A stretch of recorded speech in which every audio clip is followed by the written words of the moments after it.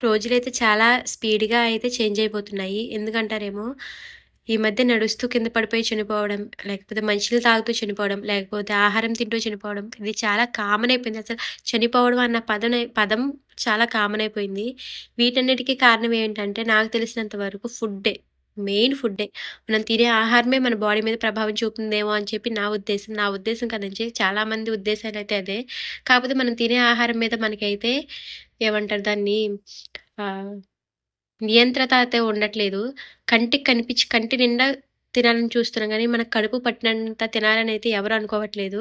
చూడంగానే కడుపు నిండిపోయి మన హెవీ ఫీలింగొచ్చే వరకు మనం తినాలనుకుంటున్నాము. సో, అది కాదండి. తినేటప్పుడు ఫోన్ పక్కన పెట్టండి. టీవీ చూడడం పక్కన పెట్టండి. ప్రతి విషయాన్ని పక్కన పెట్టండి. తినేటప్పుడు తినే దాని మీద ధ్యాస పెట్టండి. తినేదాన్ని ఆస్వాదించుకుంటా తినండి. కడుపారా, మనసారా తినండి. అంతేగాని ఏదో తినేయాలి గదా అని చెప్పి